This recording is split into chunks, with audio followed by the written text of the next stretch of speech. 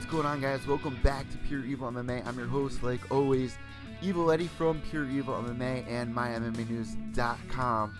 And the first thing I got to bring up is that we finally made it, guys. I'm so happy to announce that we were nominated for Best MMA News Podcast of the Year. Now, we haven't won just yet, so I need your help to reach that #1 spot, guys. And so the rest of the people out there that may not have heard of Pure EVil MMA, you know, this is a big deal. I mean, if we win this award, even if we don't, I won't be upset, but if we do, it will just set things to a whole new level.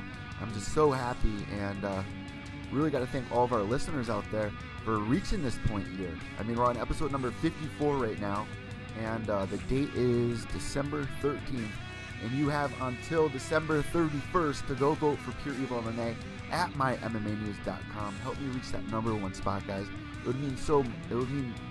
You guys have no idea how much it would mean to me if I did reach that #1 spot there. Even if we don't, I mean, just to be nominated is an absolute honor. So, I mean, it just shows how far we've made it since 2 years ago now, starting Pure EVil MMA, taking some big steps here, and just the fact that I was nominated for this award, I'm just kind of overwhelmed with it. So, it would be awesome if we can reach that, and I need your help. Go to MyMMAnews.com. Like I said, guys, you have until December 31st. The polls close at 11:59 p.m. December 31st.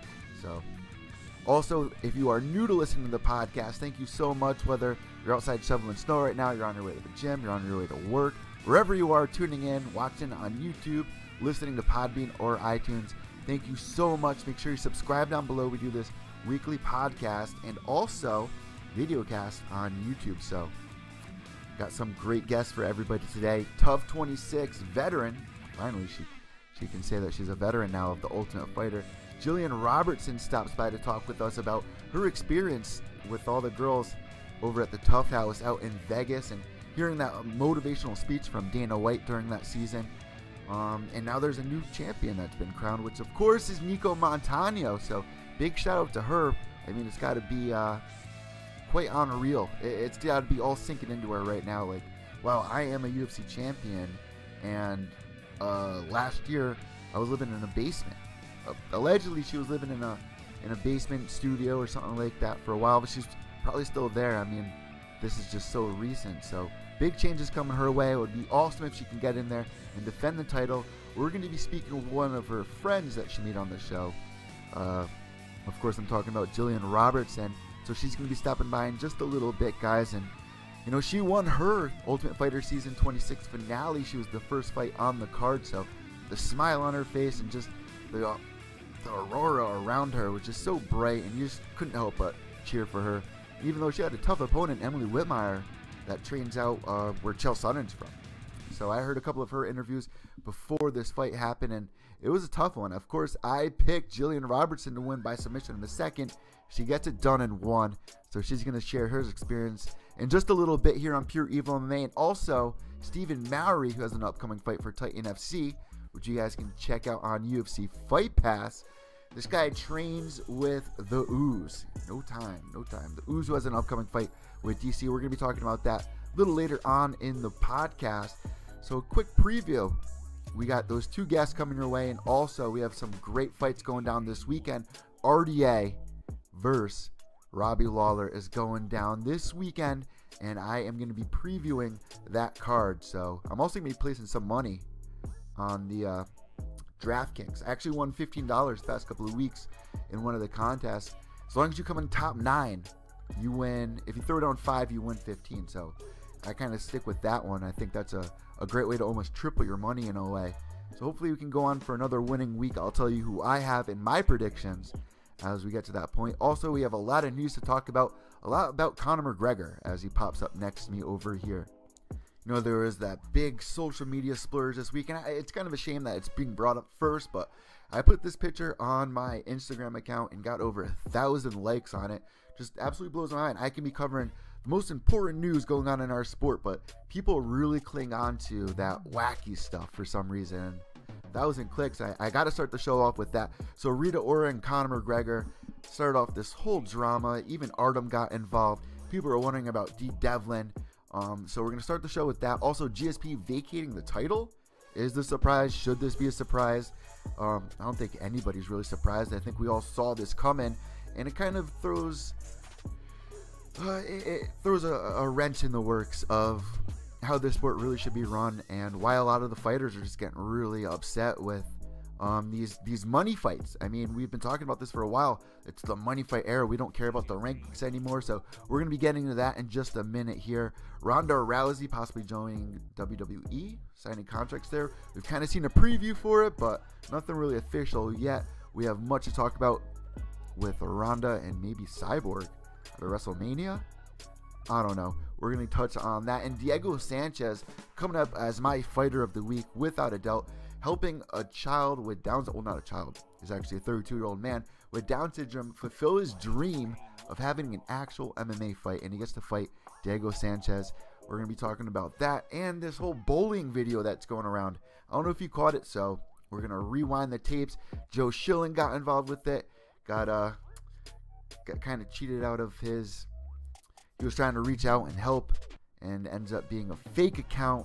Starts all this drama. There is a lot to rewind, so let's get into it. Thanks for tuning into episode number 54 of Pure EVil MMA. Let's jump into some of the recent MMA headlines. People are always saying about the talk, and I talk, and I talk, and I talk, but guess what? I back it up. I back it up. Alright, so like I said, guys, I posted a picture on my Instagram account, and it's this picture on the video cast. Unfortunately, you guys on the podcast, if you're listening in, you cannot see it, obviously. But it's a picture of D. Devlin versus Rita Ora, kind of like the official UFC when they announce a fight. But instead, it's a picture of D. Devlin holding the belt and Rita Ora next to her. And why, you ask, is this a fight that we would want to see? Why have 1,000 people press like on this? Well, let's rewind. Earlier in the week, Conor McGregor was at an award show or something like that, and he goes on this date night, which Rita Ora posts on her Instagram. You guys can see that over here on the right side of me. Sitting with Conor. People were like, oh, he has a new baby at home. What does D. Devlin think about all this? Rita Ora really stirring the pot here. Even Artem Labov tweeted out. He was like, said something like, Conor doesn't want a cheeseburger when he's got a steak at home. Something like that. Something silly. But guys, come on. Are you really not aware that Conor's not trying to hide anything? He's clearly taking all these photos, all these Instagram. D knows where he's at, and I'm sure none of this is bothering D at all. There's been questionable pictures that have come out in the past of Conor McGregor with girls' asses in his face, stuff like that, or when he was at the Tough House, things going on. But I really think that Conor McGregor is more loyal than that. At least I would like to believe that Conor McGregor is more loyal than that. He's a new father. He has D. Devlin there, who's been with him since day one. I mean, these two were living on welfare checks, and now they're cashing in $1 million checks, living the life like Pablo in a way, but in the MMA world in the sense of it all. But Rita Ora really trying to stir the pot, but really, at the end of the day, and I hate saying it, she's just trying to get those media likes. She's just trying to get everybody involved and be like, what's going on. Of course, if you're being seated with Conor McGregor, you're going to start taking photos with them. And Conor played right into it. Why did he play right into it? It's because the media loses their freaking mind when they see stuff like this. There is nothing going on here, as far as I can see. I think Conor was obviously open about it, wasn't trying to hide anything, and people just went crazy, and they love that drama. People love the drama more than they love the fighting sometimes, I feel, and it's just so sad. But at the same time, it bumps up our sports popularity and the casual's eye to, this Conor McGregor guy, maybe I'll tune in and watch a fight, and you can, make fans that way, bring some new people on board. But is this the right way of doing it? Nah, not in my PR book. But Rita Ora, Conor McGregor, two big names, make a post like this and it blows up. You're staying relevant, and that's something that Conor McGregor does all the time. Even if he doesn't have an upcoming fight, he's in the headlines somewhere doing something, starting bar fights. He's being looked for by the Irish mob. He's getting sued for throwing Monster energy drinks. Just these little things that Conor McGregor just pops up. He stays relevant. You have all these people that are calling him out every week, and he's killing it, man. He definitely took 2017 by the balls by taking that Mayweather-McGregor fight to the bank. Now there's all this Pacquiao talk. That's why I started the show off with this, because you got to kind of ease into this. This is just chaos at this point. Conor McGregor interested in a fight versus Pacquiao. Pacquiao's out there saying that, you know, he's in talks. He's in talks with his team about fighting Conor McGregor. I gotta put my foot down on this one. This is a fight I don't want to see. I think Conor would get destroyed by Pacquiao. If Pacquiao stepped foot in the octagon, I think it would be the other way. I think that Conor McGregor would be all over Pacquiao. But in the sense, I don't want to see Conor McGregor back in a boxing ring. I mentioned it before. I was asked to be on iHeartRadio a couple of months ago after the Mayweather-McGregor. I was on vacation after that. I mean, it was a busy week, just focusing on the Mayweather-McGregor fight. And then after it all, it's just like the whirlwind is all over. People are like, this Conor McGregor guy, they're all pumped up after seeing that fight. But, you know, on iHeartRadio, they asked me, they're like, do you want to see Conor McGregor in another fight in a boxing ring? I said, no way. That is not what I want to see. That wasn't Conor McGregor. If you want to see Conor McGregor and what all this hoopla is all about, you got to see him fight in the octagon. That's where you're going to see the magic happen. That's where he needs to continue his legacy, defending the title, not making these crazy fights. I mean, the Pacquiao thing is just nonsense to me. The Mayweather fight, that made sense at the time, even that, as crazy as that all was. It did open doors in a way, but for me to get excited to see Pacquiao piece up Conor McGregor just because they can make the most money in that fight doesn't get me excited at all. I think Pacquiao would destroy Conor in that fight. I really do. Let me know what you guys think about this on Twitter at evil_echo, and also on Instagram. I posted a couple pictures. I post pictures every day on Instagram, so you can always comment there. Also on Facebook at Pure EVil MMA. I try to make it nice and simple for everybody. But are you guys hyped to see Pacquiao versus Conor McGregor? Is this the direction that they're really going in? Also, Nate Diaz is saying he wants to step foot in the boxing ring. I mean, if they're going to do it one more time, if I have to give into it, if this is really going on, if this is what they're really trying to do here, and I have to give into it, at least make this change. At least do this. Give everyone their chance, like Anderson Silva to fight, who the hell has he been trying to fight for years? Sugar Ray Leonard? Something like that. I forgot who Anderson Silva's trying to fight. You guys can remind me, I'm sure. Make a bunch of MMA fighters fight boxing guys. That's what Mayweather-McGregor was missing. If you're going to do it again, do it the right way now. If you're looking at this as the doorway's open and that's the direction that Conor's going to go into just so he can make the money, doesn't care if he loses. I'll tell you this, man. Mayweather versus McGregor 2, I would rather see that than see the Pacquiao fight, honestly. I'd rather see that. Conor saying that he thinks that he could beat Mayweather around this time. And then Mayweather's kind of teasing the UFC. Listen, if you want me to step foot in the octagon, I'd be down for $1 billion. For $1 billion. $1 billion. Would it be worth it? No. Let's just please stop with all this. I mean, it's great for the people who don't watch the sport to kind of talk about it and feel like they know something and you know, keep that whole circle going with sports headlines and things like that. But at the end of the day, let's see Conor fight in the octagon. Let's see him defend that title. Are you on board with me or are you on this Pacquiao train? Let me know on Twitter at evil_echo.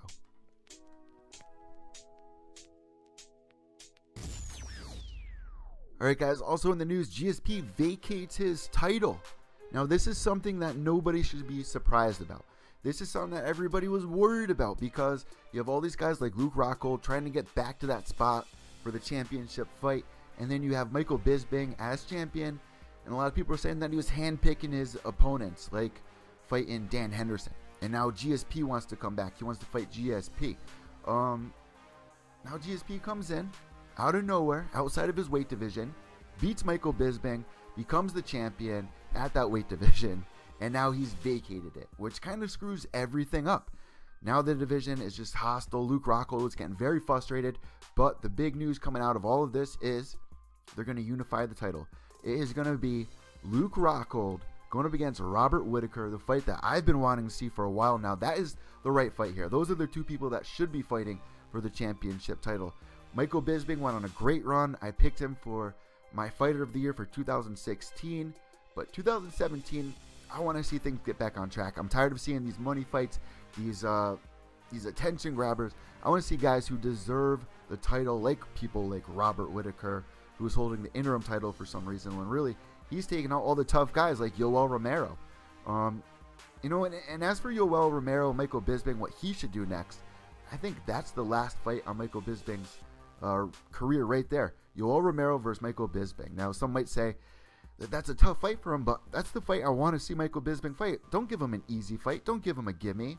I mean, it would be nice to go out with a win, but there's got to be something there. And the Yoel fight is something that I've been wanting to see for a while. You had both these guys lighting flags on fire and going back and forth. I was enjoying all of that. I was enjoying all that hype. I was praying that we weren't going to see the GSP fight, that we're going to see Michael Bisping fight a contender like Yoel Romero. Well, now you got Bisping on a 2-fight losing streak. You got Yoel coming off that loss to Whitaker. Make that fight. That's the fight that I want to see. Let me know what you guys think about all this. I mean, now we got Robert Whitaker fighting Luke Rockhold, so the big question is, who's going to win that one?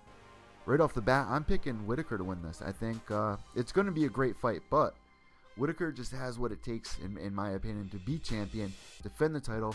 Rockhold, I mean, he had a tough first round against David Branch, and I'm not saying David Branch isn't a tough son of a bitch, because he is. I mean, training with Enzo and, you know, being World Series of Fighting champion. He did a great job in that first round, but Rockhold, he's just was able to pull it out of the bag. Whitaker, on the other hand, I think this is a great fight for him. I think that if he does defend the title against Rockhold, that he's going to solidify himself as an actual champion in a lot of people's eyes. So we have that fight to look forward to. That's going to be going down, I believe, at UFC 221. I'm not exactly 100% sure, but I do know that it was announced and it is booked. Also on that page, GSP, I mean, what's next for him? He's saying that he's got colitis. So is he ever going to be fighting again? Are we ever going to see GSP back in there?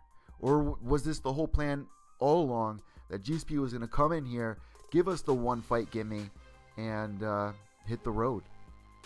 He got what he wanted. He didn't have to defend the title, and I know that's going to upset a lot of people out there, but at the same time, I didn't really want to see him continue at that weight class, fighting people like Whitaker or Rockhold. I mean, that's a tough weight division for him. I just can't see him there. He needs to go back down. He needs to go to his weight class if he is going to return. So Rockhold Whitaker, it's going down at UFC 221, guys, February 10th. Let me know what you guys think about this on Twitter at evil_echo. Alright, so up next, guys, we got a special guest, fresh off of her tough 26 win, Gillian Robertson.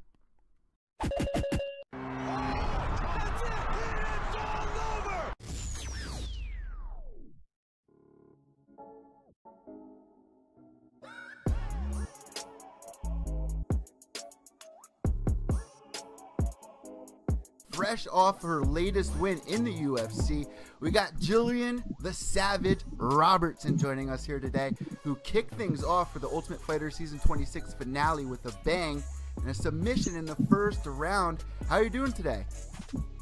I'm feeling absolutely on top of the world. This is everything I could dream of, just getting to the UFC, being able to achieve this, and being able to have my first fight, and like that was just, everything was perfect. Well, one of your teammates actually messaged me the other day when I was trying to contact you, and he was like, yeah, she's already back in the gym and training already. Like, you didn't even take a break. Oh, no, it's always like that for me. I can't keep myself out of the gym. Every single fight, I've been back in the gym the next Monday after. It's what I love to do, so I can't keep myself away. It's got to be so exciting. You're so young, 22 years old. You were the youngest fighter on the entire season. So going into it, did you kind of feel like a big underdog because of your age? I did at first, but after being able to train with some of the other girls and seeing what I was up against, I definitely felt a lot more confident. I felt like I could hang with them a little bit more, and I felt like I did belong there. I feel like I do belong with the highest level of the girls there. So let's rewind the tapes a little bit. I mean, Ultimate Fighter Season 26 was such a big season. They're opening up this weight division. First off, how did you hear about it? Did somebody recommend you going to try out? It was actually one of my friends. He sent me the link that said that they were trying out for the 125 division, and the second I saw it, it was like I already bought my ticket to Vegas. I was ready to go. I just bought a one-way ticket and one day in a hotel room and just hoped for the best, and they ended up keeping me for the week there, and then ended up bringing me in for the show, and it it's still all surreal to me. It's got to be. I mean, 26 seasons later, they're still doing it. And, you know, I got to ask, how was Justin's coaching? I mean, it kind of seemed like a lot of people really favored Justin. I mean, were you able to kind of compare the two there?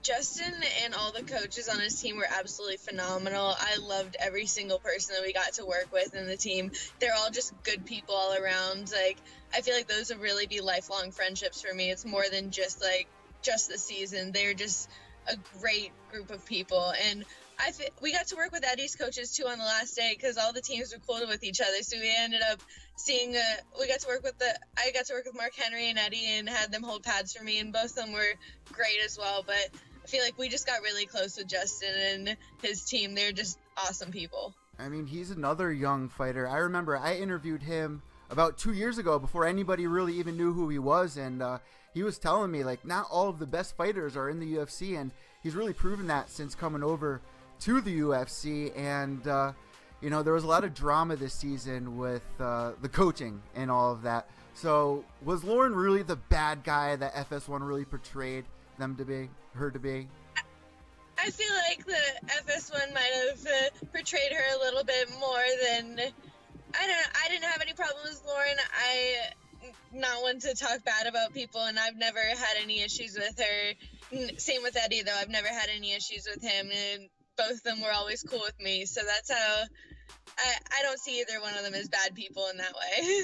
I love how it all came full circle after Lauren fought Barb, and then DC's interviewing her and calls her Barb. Were you able to catch that? Me and Rachel were watching that in the audience, and we absolutely started dying laughing whenever that happened, just because it's the exact situation that Eddie had in the show with her. It's just too funny. You know, for the time that you were away there, what was your favorite part? Like, what's the one memory that's going to really stick out for the rest of your life that you're going to run back to and be like, I had such a great experience? Honestly, all the girls and all the coaches is what I miss the most. And being able to see the girls again this weekend, it's like I didn't realize how much I missed them until I got to see them again. And it's like, we were talking about it. It was like adult summer camp. We got to go out there, have fun, and it was a great experience. And we just had an awesome set of girls and an awesome set of coaches to do it with. So the one loss that you've had in the past is somebody that's actually in the UFC making quite a name for herself. Is this somebody that you have your eyes on? And of course, I'm talking about Cynthia. It is definitely someone I would love to have a rematch with. I'm always open for any fight, though. Whenever I fought Cynthia, I took it on, I believe it was like 8 days notice. Wow. So it was very short notice fight. I was just offered to fly to California on that short notice, and it was the biggest fight I've ever been offered before, so I was definitely down to take it then, and I would definitely be 100% down to take it again. I feel like she's still a good matchup for me, and if I had a full camp, it'd be an awesome fight for me. So now that you won this fight, where are you looking to do? Are you just waiting for the UFC to kind of contact you, or are you going to try to just like lay low, or do you actually have your eyes set on somebody? I have my eyes set on the whole 125-pound division. I'll take anyone. I don't care. I'm ready to fight. I don't care who it is. I'm just ready to get back in there. This is what I love to do. So I feel like I only got 2 minutes in the cage this time. I need a full fight, and maybe I need a few more fights to get that full fight still. But I mean, we can really thank you to start off the momentum of this weekend. I mean, there was back-to-back submissions, arm bars, and you really started it all off. But my question to you is the main event. I mean, who are you kind of rooting for there? I mean, we all love Roxy. She's been a pioneer of the sport forever now, so you can't not love her. But who did you really think was going to win that fight? How did you see that really going? Of course, Roxy and Nico were both on Team Gagey, so they're both girls that we got to know. And I feel like Nico is probably one of the people I got closest to with on the show, where I feel like going into it, I expected Nico to win that. I knew that she's good everywhere. She has good stand-up, she has good wrestling, she has good ground, and I knew that she'd really presented a challenge to Roxy. But also, Roxy's got just a lot of experience, so that's the thing that I felt like Roxy definitely had over Nico, and it showed in parts of the fight where she was just able to maintain her composure a little bit better. So another thing here is, you know, of course, the big smile that you had on your face. I mean, what was that moment like? Can you share that experience with us? Like, even before the fight started, you were just cheesing cheek to cheek.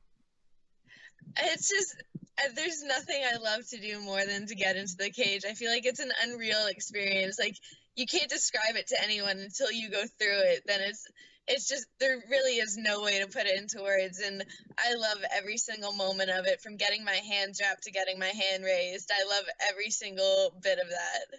So everybody that's watching this video cast right now, unfortunately, if you're listening to the podcast, you can't see it, but you can check it out on Gillian's page. You tweeted out, so you said, "I love my job," with a heart. Still can't stop smiling, and everyone's seeing that picture of you. That's definitely something that you should get framed. I got another question about, you know, this entire weekend, because the drama didn't just stop on the last episode of The Ultimate Fighter. Sarge misses weight. You know, where did you hear this news, and do you think that she deserves a rematch? Because it seemed like Roxy was like, if you didn't make weight, you don't deserve it. You can't be calling yourself the champ. How do you see this? I was absolutely astonished when I found out that news. It was actually from Nico that at weigh-ins, Nico was laying on the chair, about to step on the scale, just about to go make weight, and she just said to me, she's like, "I'm fighting Roxy," and I could hardly hear her, and she was like, "No, for real, I'm fighting Roxy." And I was like, what? Because for Sarge to make weight on the show, she had to do it 3 times in a 6-week period, so it's like, that's a short turnaround for a lot of those weight cuts. I had 100% confidence that she was going to make weight again, and I was absolutely astonished that she didn't. I feel like she is extremely mentally strong, and I feel like she would have even probably pushed through it. She got called by the doctors. It wasn't even like her choice to quit. I mean, she went to the point of even cutting her hair. I mean, how much did the hair weigh? I want to say she got off half a pound with her hair, but it's still, hair weighs nothing, so it's like, it's so hard. I mean, you got to do anything you can. We've seen it before in past seasons of Ultimate Fighter that some people just break. You know, how does this weight cut? How is this weight cut for you? This weight cut isn't too rough for me. It's definitely a little bit of a struggle. I'm usually walking around 145 right now, so it's 20-pound cut, but it's not too rough. I can usually diet down to like 133 and then have to sweat the rest, and it's pretty easy for me. And I used to fight 115, so I used to have to make a lot bigger cut. So you also had to fight Barb, which we're all very familiar with, and she kind of disappeared for a little while, and then here she is, season 26, fighting the youngest girl. I mean, I think she was like the number 2 seed, and you were like number 15 seed. So what was that experience like? What did you learn in that fight? It was an absolute honor to share the cage with Barb, and she's definitely another one who has tons of experience, and she's someone who I've looked up to all through my amateur career. So to be able to look across the cage and see her is kind of unreal. But I was 100% ready to go in that fight. I would take that rematch any day still. Any fight, I'm open for it. So I feel like she was a tough matchup for me, and I learned a lot, and I'm only getting better. And I would, like I said, I would take the rematch any day. I feel like it was just an honor to be in there with her, though. I mean, and 6 weeks isn't that long, but out of most of the fighters, you were definitely like one of the top 3 that really improved the most in our eyes from what we can see from Fox. I mean, it really seemed like Justin helped you gain a little bit more confidence in your striking game. Is that true? I feel like Justin's mentality is what I feel like it's insane, like how confident he is in his own skill and how confident he is in himself. And I feel like that's something that him and his coaches really helped me build, was confidence in myself and just confidence in my striking and in my game, and to believe in myself. And I feel like everything that Justin preaches, you can see it in his fights. Like, he was telling us, he's like, you know, if you catch a punch at 50%, it's not like if you're catching it at 100%, you get the full snap of their punch. He's like, just walk into it, then it won't hurt as much. And it's like, you see in his fights, he's doing that. He's walking forward. He's like, you got to make my heart stop to make me quit fighting. And it's like, that stuff really spoke to me, because whenever you watch his fights against Michael Johnson or Eddie Alvarez, you see that you have to make his heart stop to make him stop fighting. He's just mentally tougher than anyone in the sport. And of course, the way the season wrapped up, I'm sure that all of you girls were so excited to see the 2 coaches fight. So, you know, what were you thinking going into that fight? Who were you watching it with? Did you stay Did you have a ticket or anything to watch the finale? I actually just got home from Vegas, and it was really late at night, so that was actually the only fight on that card I got to watch. So I just got into my own house and was able to watch it, and I was 100% behind Justin, but that was a crazy fight, and they're both warriors. It's like I said, they go at it. They're not scared of anything, so... This season, it really didn't seem like there was any beef between the coaches. So, was there anything that we didn't see that you want to tell us? I mean, for the most part, it really seemed like they would probably hang out after the season was all done. Yeah, through the whole season, it was like they would make little comments to each other, like just joke around, but it was all in good fun. Like, both of them, I feel like, are very professional. Same with all the girls on the show. Everybody maintained a level of professionalism, and they were cool with each other, and it's our job. It's what we do. I mean, there was a point in this season where Dana showed up at the house and had another one of those famous epic speeches. Did that really help motivate you and kind of set your eyes on the prize? Because going into that fight, I mean, one of you girls were going to walk out the champion. So how did that help mold your mindset, being in the house for 6 weeks, hearing Dana say that? Hearing Dana say that, and hearing Dana say how much potential the women's division has right now in general, was just inspiring, because really the women are taking over in the sport more than anything else right now, and it's insane to see the level that we can achieve and that we are getting to. And like, just to see a woman like Ronda Rousey make so much money in the sport, that just shows the potential that we could have. So moving on now, did you get any medical suspensions, or are you good to go? You just need that call. I'm 100% good to go. I'm ready whenever. I'm just waiting for the call, and then I'll be into fight camp again. I don't stop training, but just the amount of training gets pushed up a little bit more. So before we end this interview, I got to ask, you train at ATT. Did they give you a warm welcome when you returned to Dean Thomas, joke around with you or anything, welcome you back with warm arms? Of course, Dean was my only corner going out there, so he was out there the whole time with me, working all week with me, and then as soon as we get back, it's just getting back to work, just getting back to focus, because that's just one person. I still got the rest of the division to go through. So I want to thank you so much for coming on this show. Before we let you go, though, I got to ask one last thing. How much longer until you're wearing that belt? Hopefully soon. Like I said, I know I have to work up to it. I know that I lost my fight on the show, so it's like I got to build back up. I got to climb that ladder, and I'm willing to go through everybody to get to it, but it'll be mine, and I know for a fact when I have it that it's not going to be leaving me. Well, you definitely gained a lot of experience, and we all enjoyed watching you on this season Ultimate Fighter, so we wish you well. Before we let you go, we always do this. We hand the microphone over to you. If you have any shout-outs, anything at all that you want to say, the floor is all yours now.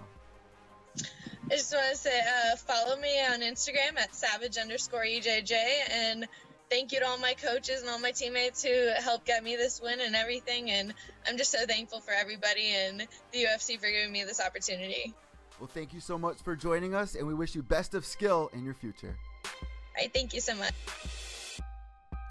All right, guys, also in the news this week, Ronda Rousey possibly signing to the WWE. Is this the right direction for her? Is this the smart direction for her? If she ever plans on returning to the Octagon, I don't think this is the right path to go down. I kind of briefly discussed this with Ted Check a couple of months ago when Ronda was kind of hinting towards that. She came out with that cringy video, you guys were calling it, that cringe video, where she was standing there with a couple of her girlfriends outside of the WWE arena, and then she got approached by, I think, Ric Flair's daughter or something like that. Just the acting was just so off, and people were like, there it is, there's the picture on the video cast right there on the side, guys, and it just turned a lot of people off. When it was first announced, I was kind of excited, like maybe I would tune in to watch to see what it was all about, but as soon as that video was released, I just wasn't feeling it. I didn't see the hype there. I don't know what she was going to be able to bring to the table. If she does go in there, I mean, they're just going to make her win every time anyway. So on top of it all, she's on a 2-fight losing streak, so the Aurora really wasn't there for me. Well, now they're hinting towards Chris Cyborg fighting out WrestleMania. I hate all of this. I do not like where any of this is going. The whole WWE thing, great, fine, Ronda, if that's what you want to do. if that's what's going to make you happy right now, if you're not really confident in yourself and you want to go to the WWE and find that spark again. You guys heard me talk about this before in the past. Maybe Ronda has to go find that spark, the thing that made her fall in love with the sport in the first place, and find her passion again before she can return to fighting. But the way that this sport works is if you're out for a year, if you're out for 2 years, the sport is evolving every day with new contenders coming in here, learning your old tricks, and it's just not a smart idea if Ronda really wants to return to the octagon. If she's going to do like a one-time thing, so for a WrestleMania or something, fine, but I wouldn't sign on for too long if you are planning on returning. Or is this a farewell goodbye? Is this Ronda's way of saying, I'm done with fighting, I can't do it anymore, I lost 2 fights in a row, I just don't feel confident in myself anymore, whatever the case. And I think it's sad, because honestly, I wanted to see Ronda have that comeback. I wanted to see, that was a tough fight. Ronda versus Holly Holm was a tough fight, one of the biggest upsets in MMA history. She comes back, they make all these signs, don't really promote Amanda Nunes, and then she gets taken out even quicker in the first round in 48 seconds. Just totally crumbled your love for Ronda Rousey at that moment. If you were a fan of Ronda Rousey, I mean, there was a lot of people out there that were cheering that she lost. I mean, people were saying, here's another slice of humble pie. So maybe this is Ronda's way of saying goodbye, but I really want to see her end it on... I didn't see this happening. I didn't see her ending it on this kind of a note. So if she is deciding to do this, it's just sad. I don't even know what to say about it, because the magic was all there for Ronda Rousey. It is such a sad story, and you don't want to see people go out like this. But like I said, people are saying that she's getting a taste of her own medicine. The way that she acted after her fights, not shaking Miesha Tate's hand, laughing at Bethe Correia. And I know that there was beef there with her and Bethe Correia, but a lot of people are saying that she deserved what she got. But at the same time, when you're fighting these elite athletes and you lose 2 fights in a row, I don't think it's that big of a deal. I mean, this was bound to happen. Chael Sonnen says it's the best. If you are in the top 5, as long as you are still rotating in the top 5, whether you're champ, whether you're in third, whether you're the #1 contender, you're still the best in the world. I mean, it shouldn't be a surprise that somebody in the top 5 is probably going to beat you at some point. I mean, when it happens back to back, yeah, it's rough, but it's bound to happen in the sport. Either win or you lose. That's the way it goes. On any given night, somebody could be better. So for Ronda to really be giving up, I just hate everything about it. If this is what she needs to do to get that spark back, like I said, God bless her. And I hope that she does get that spark, find that passion, come back, and is able to end it on a better note. I want to see this movie end on a good note. I want this to be that Disney movie that really we all want to see when people are in this kind of position, when they're really down on their luck. They're at the top of the world. Maybe they got a little lost in the hype, in the mix, but they get that piece of humble pie, they get stronger, they come back, end the story like that, then retire. It's just sad to see anybody go on a note like this. So hats off to Ronda Rousey. Let's see what happens. Let's see what unfolds. As for the Cyborg fight, I don't know. I'm not interested in it. I'm really not going for this whole Ronda in the WWE thing. It's just, I grew out of the WWE thing, so if you're for it, go for it. Let me know what you guys think about this on Twitter at @evil_echo.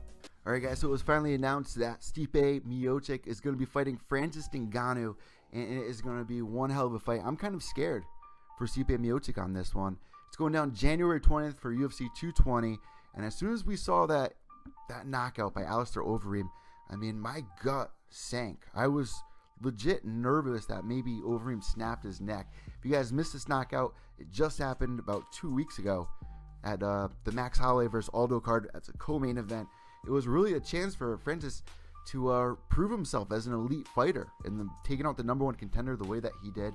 I mean, I think it was a weird night for Overeem. I don't know what his technique was, what his plan was, what was up with the wild head movements and all that, but he got caught with a really nice uppercut that just sent his neck screaming back. I thought he might have snapped his neck. He was down for a while. It showed us the dirty side of MMA, that scary side of MMA that we saw again. After Alistair Overeem, we saw Aljamain Sterling get knocked out by Marlon Moraes.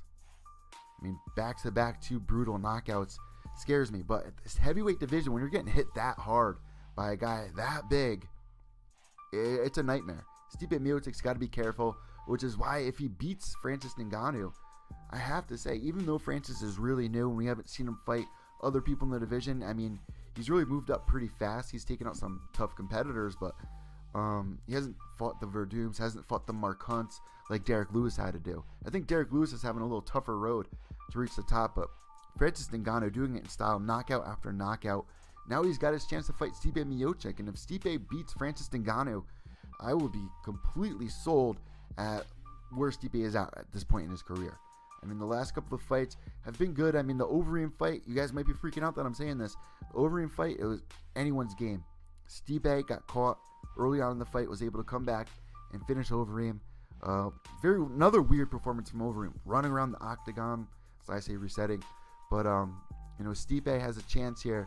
If he shuts down Francis Ngannou, a lot of people are going to gain a lot of respect, and he's going to be definitely considered one of the baddest men on the planet.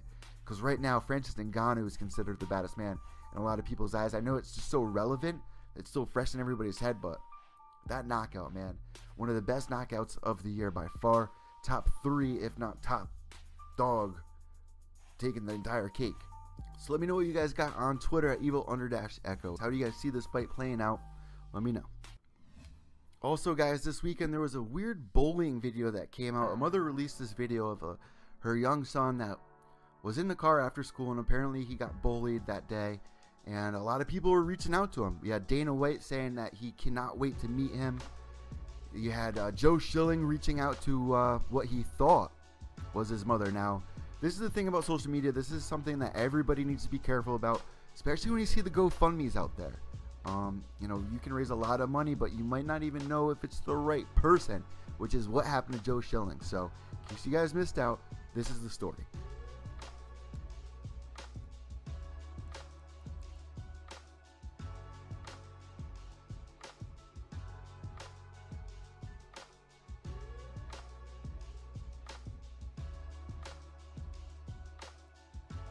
So I'm going to play the audio of the video of the mother filming the little boy after being bullied. And I want to see what you guys think about this, because I'm going to give you my take on it after. But there are people out there that are saying that the mother is profiting off this, off of her own son's pain.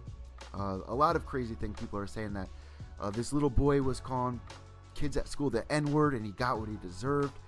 Here's the thing, you don't really know what the true story is until you hear it out of that actual person's mouth. I need to see a video of that person saying this. I need real things other than tweets on Twitter and stuff like that, or posts on Facebook.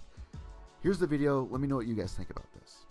Just out of curiosity, why do they bully? What's the point of it? Why do you find joy in taking innocent people and finding a way to be mean to them? It's not okay. What do they say to you?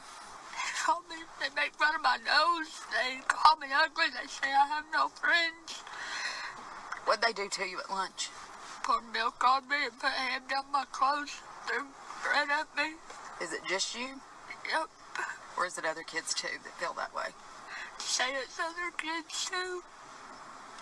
How's that make you feel? I don't like that they do it to me, and I for sure don't like that they do it to other people, because it's not okay. People that are different don't need to be criticized about it, because it's not their fault. But if you are made fun of, just don't let it bother you. Just stay strong, I guess. It's hard. But it'll probably get better one day. So there's the video. Take it for what it is, guys. The mother is in the car filming the little boy about his day at school. There are a lot of accusations out there, like I said. Maybe the kid was using racial slurs at school. Whatever the case is, clearly this kid's getting hurt at school. Bullying's a real thing. No matter if this certain case is 100% factual, this goes on all over the world every day, and social media has only made it 10 times worse. Now, Dana White tried reaching out to this little boy's family, and wants to bring him over to see like fights or something like that. Joe Schilling did the same thing, so he thought. And this is the danger of social media.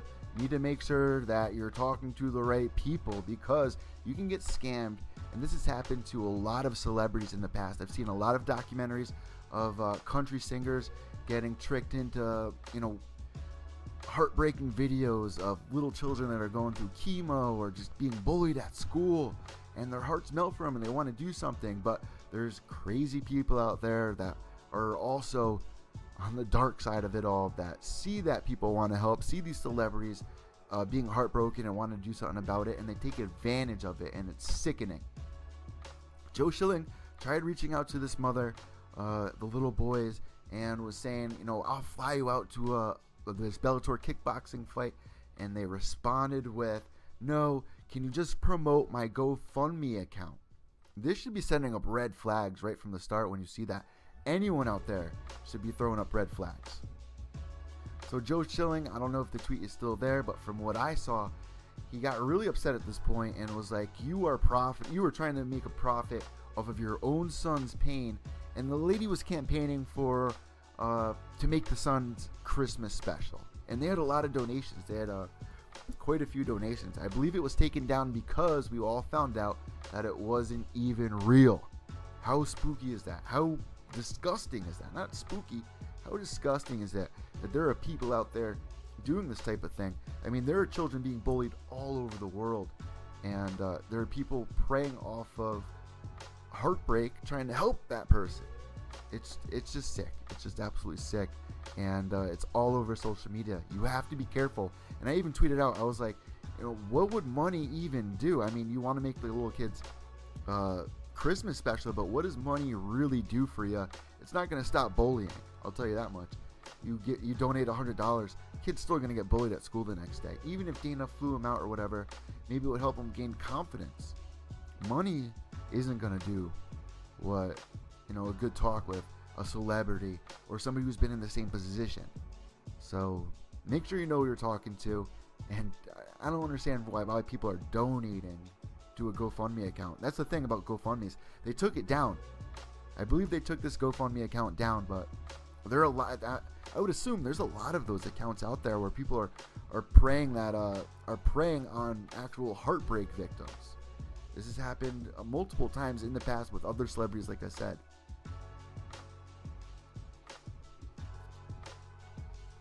Absolutely sickening. If you want to reach out to him or his mother, I'm sure you can find their page on Facebook. I know a lot of MMA fighters have reached out, a lot of sports celebrities. So, this is something that I'm glad it's raising awareness. It's going on all over the world. You can't just look at this one small case. This is going on in your hometown.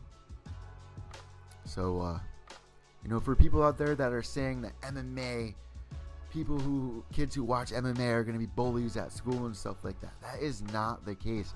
MMA fighters, when you hear about cage fighting and stuff like that, it's grown a dirty reputation, but I like to believe that over the years, people are becoming more educated on it and are understanding that when you see somebody like Paige Van Zandt, Ronda Rousey, Conor McGregor, guys that look like everyday people in a way, go in there and fight and not, throw their fingers up and not be bad role models. These cage fighters are great role models for kids, and I still feel like a lot of people out there just think that cage fighting is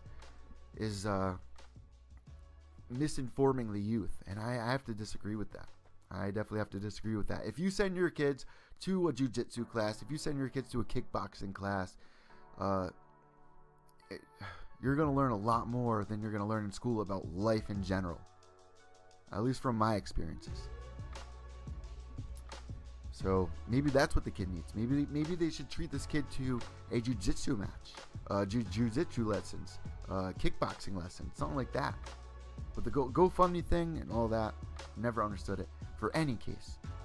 Maybe if you need surgery or something, case by case it's different. But for bullying, in this case, I didn't understand that. And just be careful of who you're donating to, guys. That's the lesson of the day. Joe Schilling will tell you. And just to rewind to last weekend, shout out to Mackenzie Dern, who moves on to 5-0. We have the Ultimate Fighter Season 27 tryouts going on right now in Las Vegas. One of my buddies, Jojo Giannotti, Skeletor training endlessly, fighting over here on the East Coast. Wishing him best of luck. Hopefully he can be on this season. It will do so much. I mean, just look at all the freaking people on the Ultimate Fighter. I mean, Diego Sanchez, another story where he was living in not great conditions until he won the Ultimate Fighter, and it's a huge shock to anybody when you go from nobody to somebody overnight, when now you're the UFC champion. You know, it's a life-changing event. So getting on the Ultimate Fighter, it's a big deal. So I wish JoJo and everybody who's trying out best of luck, and hopefully the right people who deserve it get that spot, because there's nothing I hate more when I'm watching Ultimate Fighter and see these guys that just give up during weight cuts or complaining about how much they miss home. I mean, you're away for 6 weeks. I know it's rough, but this is the chance of a lifetime. Like Eminem says, you need to lose yourself in the moment. You really do. This is your shot. You gotta bring it to the table. You gotta make that name for yourself. That's the time to do it. And it could be the last season Ultimate Fighter that they ever do, because the way the rankings are looking lately, every year Ultimate Fighter is just going down and down and down with pulling in views. Alright guys, before we preview this weekend's upcoming card between RDA and Robbie Lawler, we have a special guest from Titan FC. Stephen Mowry joins us. Alright guys, I got another special guest for us here today on Pure EVil MMA. He's 2-0. Stephen Mowry, who has an upcoming fight Friday, December 15th on UFC Fight Pass. It's going to be going down at the Extreme Action Park in Fort Lauderdale, Florida. So who are you training with down there? Because I know that, you know, you grew up in Pennsylvania, and then, you know, Florida, man. I was just in Boca not too long ago. Love the sunsets down there. It seems like a lot of fighters are actually down in that area. What made you, you know, stay down there? Was it just because, you know, the gym? Was it because you can get a lot of fights? Was it Titan? What made you, you know, set your feet in there in Florida? It was just a fortunate tournament event. Like, I wanted, it all just came together in a way that was fortunate. Like, I went and did a camp out in Texas with Team Takedown. And then just, I had a friend who lived in Fort Lauderdale, so I was out visiting here. And I made sure to get in with Henry and train with him. And he made me an offer I could refuse. He said, why don't you come back and train with us, see how you like it. And that was 2 years ago. So 2 years ago in October, I came down and met him for the first time. I did a 2-week visit in December, and then March of that year, I threw all my stuff in the car and drove down. So now you're on a 9-fight win streak, including your amateur. You're 2-0 as a pro, and you got this upcoming fight. So, you know, what are you doing in preparation of this fight? Is it somebody that you're familiar with? The opponent, I've watched a bunch of tape on him, but the preparation doesn't really change for me. I'm going to the gym every day, set goals for myself and try to accomplish them, work as hard as I can, and try to stay focused. Always focus on development more than the opponent, and then I do my own thing, and it's worked out pretty well for me still. So your last fight as an amateur, I mean, that was a pretty big win for you, man. Was that the best win of your career so far? I mean, you're still so new. As an amateur? Yeah, your last one as an amateur before you turned pro. Wasn't the guy like an amazing wrestler? You might be thinking of somebody else. But I did fight a really good wrestler as an amateur, and that was probably my biggest one of my amateur. So what my last fight as an amateur was against Chris Arajo. He was more like a striker. Oh, okay. And that fight ended by TKO in the first round, right? That was a submission in the second round. Oh, you know what? I'm thinking about your last fight for Titan as a pro. You won via TKO in the first round. Oh, yeah, that was a huge win. Yeah, man. I mean, being on UFC Fight Pass, I mean, that's a pretty big deal. You have so many people that are tuning in, and, you know, every year the subscription rate's going up. I suggest anybody that loves MMA that they should definitely get a subscription. It's under $10 a month. You got great guys at Titan like Shorty Torres. Were you able to catch his last fight? Yeah, Shorty's the man, dude. I don't know how he hasn't gotten his shot yet. I was just talking with Bilal Muhammad about this same thing. I mean, what else can you really do at Titan? I mean, he's won the championship. He moved up a weight class. You know, this day and age, it kind of seems like a lot of fighters get their call on a short notice fight. Somebody gets injured in the UFC. That's usually how it goes. Yeah, but it's funny. It works for itself. It's a shame. It's almost kind of it's kind of scary, to be honest with you. Like, what else does the guy have to do to get in there? But I don't know. I have faith in Shorty, and you know, by and large, I have faith in myself. It's all part of the process. So you're over at Titan FC, man. I mean, what is it like fighting for a promotion that really is like a feeder league to the UFC? I mean, we've seen a lot of guys move up, like Bilal Muhammad, like Tim Elliott. I mean, you know, what does it mean to you to fight under such a great company like Titan? It's an honor, man. It's really cool that I went right from the amateurs to Titan, and it's more speaks to the blessings that I've had in my life, not just as a fighter, but as a person. You know, I started this journey a long time ago because it was something I knew I'd fall in love with, and I can't speak enough about how blessed I've been about the opportunity. So does Titan FC reach out to you with an opponent, or do you kind of have your eyes set on you know, a couple of guys you talk with it about your team, or does Titan just contact you? How does that process work? Well, my first fight, it kind of just came together. So Stefan Struve is one of my main training. I should say I'm one of Stefan Struve's training partners. So every time Stefan Struve's in camp, he calls Steve. So how it happened was Lex McMahon, who's the COO of Titan, he saw me in the gym, saw what I was capable of. I don't know if he maybe saw the potential in me or just figured I'd be a good fit. But, you know, regardless, he talked to my manager at the time. We put together a contract, and a month later, I had my pro debut. So you just said you're training with Stefan Struve. Is that because you guys are pretty much almost the same height? I mean, probably that's part of it. But Stefan and I just hit it off right off the bat. He was a dude. I mean, me and a lot of the people here, like, that was one of the big reasons I ended up down here, was because the atmosphere was so positive, so friendly. It was very family oriented. It felt like everybody was close to each other. So no, it just kind of worked out. Like, Stefan was a guy that just right off the bat, me and him got along. We saw eye to eye. The things that Stefan needed to fill in were things that I could help him with, and vice versa. So it just ended up being a working relationship that turned into a friendship. And you know, Steph, if you're listening to this, I love you, big dog. Can't wait to have you back. I mean, that's a wild weight division, man. I mean, you know, this past weekend we were able to catch the fights. What's your opinions on Francis Ngannou taking out Overeem the way that he did? Ngannou's a beast. Good on him. You think it's next in line for Stipe? How do you think he does against Stipe? Well, Stipe and I are kind of from the same circuit. I'm from Pennsylvania, but most of my amateur fights in Ohio, and I fought a lot of Ohio-based guys. So, I don't know Stipe personally, but, like, yeah, I mean, whenever I was just started was whenever he was the UFC making a name for himself, and I'm ashamed to say that every time I bet against Stipe, he ended up opening my eyes and shutting my mouth. So, yeah, I really thought Overeem was going to give Stipe the fight of his life.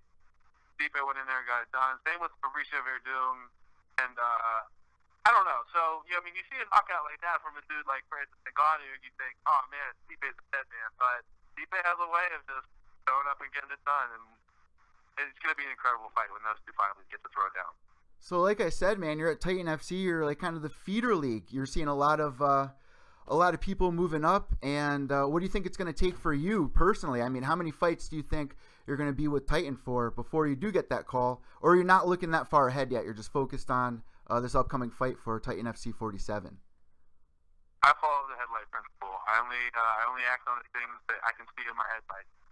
The headlights only illuminate, 200 feet in front of you. So the only thing that's 200 feet in front of me that I can focus on is my fight on December 6th. If I get a call after that, we'll make a decision, and then if not, you know, we'll just keep on fighting.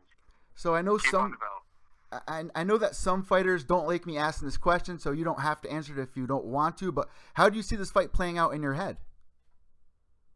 Steve Mowry with his hand raised. That's the only way to look at it, man. So you'd be 3-0 at that point, and we're seeing now that you know, social media presence is a big thing. Have you seen a boost since joining Titan FC with social media? Are you understanding that you really do have to engage with people to kind of build a character within yourself for people to really connect with? Yeah, but I like to connect. I like people. I've always liked people, and fighting has given me an outlet for that kind of thing. Like, the fighting itself is obviously what I go for, but it's cool that there's an entire fan base of people that tune in just because they like the fighters, they like the fights, and I don't know. It's cool to meet people who are in it just because they like to see what you do. So yeah, that said, it's really interesting to see how Titan and fighting is really giving me like a platform to engage. So before we let you go here, man, I got one more question for you. Who have you been training with in this training camp here? I know that you're training with Henry Hoof, but any familiar names that we might know? I mean, I really grew the most in these last 3 months than I have in the last 2 years before that, and it's because of the people I trained with mostly for this fight were Religion Vassell and Volkanos. And that might not seem like a big deal because I train with them all the time, but what makes that so important is because Volkan and Linton both have big fights coming in. So, they only just recently made the Ozdemir Cormier fight official, but we've known about that behind the scenes for a little while. So, me, Volkan, Linton, we had Alan Crowder come down and do a brief with us. He just made his official UFC debut last weekend. We've had a bunch of other guys that are up and coming just coming in. Obviously, Stephen Struve was a big part of my last camp. He couldn't come down for this camp, but I really feel like the things that I learned from the last camp carried over and developed. So just between Linton and Volkan both having big title fights coming up, I really took advantage of the fact that everybody was trying to grow. Everybody was trying to be the best fighter they could be, and I really rode the wave of that. I'm thinking Lord willing it's going to show itself. I can't even believe how successful Uz has been since coming up to the UFC, man. He's just taken everybody out. Like he says, he's got no time. So, with you training with these elite fighters, man, I'm excited to see what becomes of you in the next year for 2018. So, before we let you go, man, is there anything else that you would like to say to your opponent if he's tuning in right now? Let's square up and get it done with 15 months. I love it, man. We're looking forward to it. Thank you so much for joining me here on Pure EVil MMA, and we wish you best of skill come Titan FC 47 going down December 15th, and make sure you guys check it out on UFC Fight Pass. Thank you so much, Steven. Thank you, guys. All right, moving forward, guys, we have a great card coming up this weekend. We got RDA versus Robbie Lawler. Now, I'm going to look at this card with you guys. Right off the bat, as soon as this fight was announced, definitely a candidate for one of the best fights of the year, in my opinion. You got RDA, who's changing weight divisions. I mean, I like this idea, and I love this matchup, but RDA, when he was fighting at lightweight, he was having some pretty tough cuts. I mean, going into the Eddie Alvarez fight, he said that he was dizzy before the fight, just wasn't feeling right. I like him a lot better at this weight class. I think that he has the power. Maybe the speed's a little less, but all in all, I think that welterweight's the spot for him. Then you got Robbie Lawler coming off that win over Cowboy. A lot of people out there thought it was close. Not me. I thought that Robbie Lawler definitely took that 2 rounds to 1. He is also coming off a loss as well before that to Tyron Woodley, where he lost his belt. Now, wouldn't it be amazing if Robbie Lawler can get that second win? The third win now. Early on in his career, he's having a rough time, and up until recently, he was able to kick things up a notch and get the title, and unfortunately, he changed camps. So a lot of people are wondering, what's going on with Robbie Lawler? How much more is he going to be able to take if he's in these all-out wars? This is a tough one for Robbie Lawler if he loses here, in my opinion, because he really needs another win here to keep that confidence, to keep that momentum going. A win over somebody like RDA would be huge. And RDA is on a 2-fight winning streak right now, beating Tarak Saffiedine by decision about 5 months ago. And then Neil Magny just destroyed Neil Magny by that submission arm triangle choke just 3 months ago. 66% of you guys on Tapology, though, are going with Lawler 34% of you guys are going with RDA. Me, I'm going with Lawler, man. I mean, this is a 5-round fight. I think that Lawler can get it done. I think that Lawler takes out RDA by knockout. Probably the third round, I'd say. Third or fourth. Maybe early on. I mean, Robbie Lawler just keeps coming at you. He gets hit with these shots, and maybe he can't take the shots that he's taken before in the past at this point, but man, right when you think that Robbie Lawler's in the worst scenario possible where he's gonna lose it all, the fight's gonna end at one more punch, he just starts plowing forward and landing these huge bombs on his opponents, and his opponents get scared and back up, and you're right back into the Robbie Lawler fight. So never count this guy out, ever. I mean, we've seen him get knocked out by freaking Nick Diaz years ago. Nick Diaz never knocked anybody out. He knocked out Robbie Lawler. Robbie Lawler has made so many great changes in his career, and now after losing the belt, T. Woodley was able to get him with that T. Wood bomb, like Lawler says. But I'm not taking anything off of Robbie Lawler, man. I think that he got what it takes to be champ again, and if you get past RDA, especially coming off of his last win over Neil Magny, man, I'm right back on the Lawler train. So I'm happy to see that 66% of you guys are also on that Lawler train. We'll see what happens, because he did leave ATT. Don't forget that. He did leave ATT. He was fighting out of Coconut Creek, Florida. I don't know where he's fighting now. Also, in our co-main event, we got Ricardo Lamas versus Josh Emmett. This is going to be another exciting fight. I mean, Ricardo Lamas, I believe he was supposed to have that rematch with Jose Aldo, but that fight didn't happen. We just saw Jose Aldo fight Max Holloway, another guy that Ricardo Lamas has lost to. Ricardo Lamas' last win, though, over Jason Knight, putting Jason Knight on a 1-fight losing streak. Now he's on a 2-fight losing streak. Also, another fight that I'm looking forward to. I've been waiting for this one to go down for so long. And after this, maybe we can get on that Darren Till versus Mike Perry train. We got Mike Perry going up against Ponzinibbio. Ponzinibbio coming off a huge win over Gunnar Nelson not too long ago, but 4 months ago. That was a fight that just really came out of nowhere. I mean, I had Gunnar Nelson in this, but knew Ponzinibbio brought something special to the table with his striking.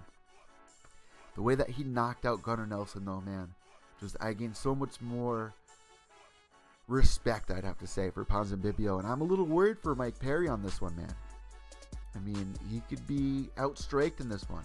Perry, I think that he's grown since his last loss to Alan Joban about a year ago, putting together a 2-fight win streak, beating people like Jake Ellenberger and Alex Reyes. But Ponzinibbio, man, he's on one hell of a streak right now. And after you take out somebody like Gunnar Nelson, taking out Talib, Zach Cummins, Court McGee, I mean, you got to watch out for this guy. He's definitely a dark horse. I don't think a lot of people are even aware of at this point. I mean, he definitely made a lot of people aware after his last fight, but not many people were on board with Ponzinibbio not too long ago.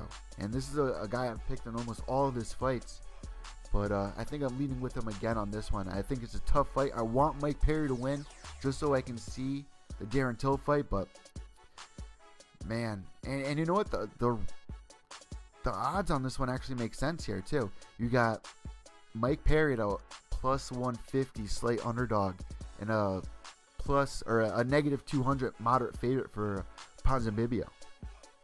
I don't know, maybe I do like that dog money there. Maybe I will go with Mike Perry just because he is the underdog and he definitely could win if he lands a nice combination on you. Same thing with Ponzinibbio. This is a great fight. This has Fight of the Night written all over it in my books. Let's see what you guys are ranking there on Tapology. 61% of you guys going with Ponzinibbio. Win by knockout. 39% of you guys going with Mike Perry. That doesn't surprise me. I mean, Mike Perry has a huge hype train behind him, but does have a loss under his belt in the UFC. Been improving, though. I think that taking a win over Ponzinibbio will definitely prove to everybody that he's ready for that next level of competition. So taking on Darren Till, I'm all on that. I'm all on that if he gets this win over Ponzinibbio. That's the fight to book. Also on this card, guys, a lot of people not talking about this. Glover Teixeira against Misha Cirkunov. And you know what? Glover Teixeira is slight underdog on this one as well. I'm liking that in favors. You know, he's on a 1-fight losing streak, but so is Cirkunov. Cirkunov coming off that loss to the Ooze. just half a year ago now. You know, Alexander Gustafsson taking that win over Glover Teixeira. Just uppercut after uppercut, landing flush on Glover. Don't know what was going on there. I'm a huge fan of Glover Teixeira. He trains here in Connecticut. But, you know, last couple of fights, I don't know. He's been hot and cold lately, but I still think that he has what it takes to keep cycling in the top 5 there right now. I mean, light heavyweights, tough competition, tough contenders there, but Glover Teixeira's got that tough punch, man. Beating Patrick Cummins, beating Rashad Evans the way he did last year, brutal. But then he had that loss to Anthony Johnson, but everybody loses to Anthony Rumble Johnson. Then he had that win over Cannonier, where Cannonier just had no boxing, it looked like. And then the recent loss to Alexander Gustafsson. I mean, come on. Glover Teixeira to be underdog in this one, I don't really understand. But I like it. I'm taking Glover Teixeira to win this. Let's see what you guys are taking. 60% of you guys are going with Serkinov. 40% with Glover Teixeira. Jesus. Also, Jared Cannonier on this card going up against Jan Blachowicz. 56% of you guys are going with Cannonier. 44% with Blachowicz. Just a quick preview at the rest of this card because there is a lot of great fights on here. Darren Stewart versus Julian Marquez. Chad Laprise versus Gloria Bufando. Tim Elliott versus Pietro Magna. That's an exciting fight. Tim Elliott really needs a win. He won that season Ultimate Fighter, but then ended up ultimately losing to the champion Demetrius Mighty Mouse Johnson. But remember, at the beginning of that fight, he did have Mighty Mouse in some trouble with that submission and was just seconds away from being champion. But Mighty Mouse was able to slip through, survive, and get the win over Tim Elliott. But another loss. I wouldn't be surprised if they send Tim back to Titan FC. Let's see what Tim's record is right now. I believe he's on a 2-fight losing streak. But let me just double check that here. He's on a 1-fight losing streak. His last win coming off Louis Samoka. I forgot about that 7 months ago. He got that win after he lost to Demetrius Mighty Mouse Johnson. But he is on a 1-fight losing streak over Ben Nguyen. And Pietro Menga, man, he's on a roll. Undefeated, coming over from Bellator. So this is a tough fight for Tim Elliott, man. Taking out an undefeated guy. But I think Tim has what it takes. 83% of you guys are agreeing with me on Tapology. Only 17% with Menga. Taking your first loss in the UFC. It's a tough thing, man, when you get those bright lights, you smell the popcorn and Vaseline, but he's already got that experience at Bellator. But the big seats, the Octagon's a different level. Let's see how he handles that, because Tim Elliott, no stranger. I mean, this is his second time fighting under contract for the UFC. Also on this card, John McDessie versus Abel Cerhulo. This is way on the undercard, too. 82% of you guys are going with Cerhulo. 18% with McDessie. Jesus. Both guys are on a 1-fight losing streak, but damn. 18% with McDessie on this one. That one's hard to swallow. Also on this card, Owale Bambozer, our buddy Owale. He's on a 2-fight losing streak. Really needs a win. It'd be awful to see him get sent off of UFC. I mean, this is one of the guys that I've interviewed before in the past where for the first time in my journalism career, I just had to listen. I wasn't thinking about my next question. I was just listening what this guy had to say. A lot of you guys don't know this out there. He's taken like a vow not to ever have sex. He says it's too much of a distraction. You know, girls can be a distraction. I totally agree with that. You know, he just has so many influential things to say. The way that he talks is just so moving. If you guys never heard an interview with Owale Bambozer, I mean, this is a guy that's going to do something big at some point in his life. Maybe not right now in the UFC, but somewhere outside of the UFC. I really see him touching a lot of people, but using the UFC as that platform.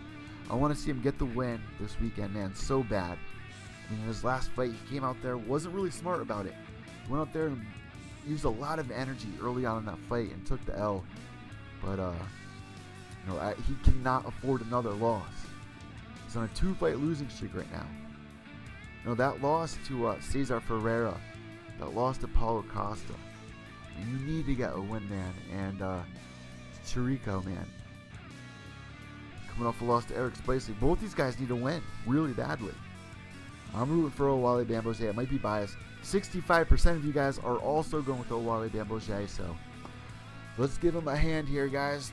I'm giving him a huge shout out here on Pure EVil MMA. I hope that he gets the win. He's just such a good guy. You never want to see somebody like that get the L. But let me know what you guys think on Twitter at evil_echo. That's EVIL_ECCO. Guys, thank you so much for tuning into Pure EVil MMA. And remember, cast your vote. We are voting for Best Podcast of the Year at mymmanews.com. You have until December 31st, till midnight, to get your votes in. Shout out to JoJo. Good luck over there at The Ultimate Fighter. Hope you get on the show, man. Well, there it is, guys. I hope you guys have an exciting weekend. Make sure you get your picks in on UFC.com's fantasy. If you want to play along, check out some of my picks.